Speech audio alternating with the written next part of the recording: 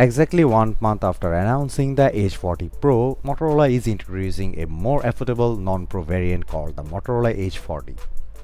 It's available from today in Europe for €599, around 664 US dollar. Less than €899, around 995 US dollar, Edge 40 Pro. Motorola's press release doesn't mention a US release for the Edge 40, but given the Edge 40 Pro was announced for the US market just 2 days ago as the Motorola Edge Plus 2023, it feels like there's a chance of its non-Pro sibling following a similar path. As you would expect, the Edge 40 features slightly downgraded specs across the board compared to the Pros.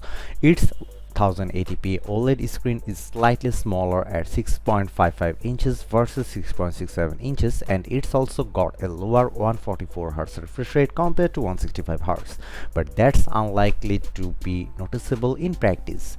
The Edge 40 is also powered by a MediaTek Dimensity 8020 processor rather than the Pro's Snapdragon 8 Gen 2 and a slightly smaller 4400 mAh battery.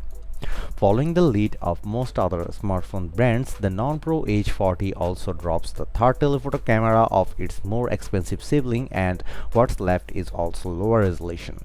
The Edge 40 has a main 50 megapixel camera with optical image stabilization, a 13 megapixel ultra-wide with a macro mode, and 120-degree field of view, and a 32 megapixel selfie camera.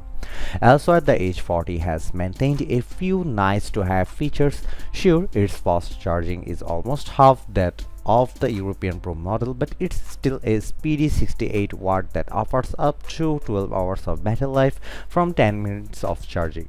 There's also an IP68 rating for dust and water resistance, up to 15 watt wireless charging, and dual stereo speakers. Available colors include arc-light blue and bacon leather green or black.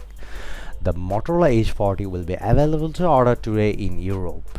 Thanks for watching. See you in the next one.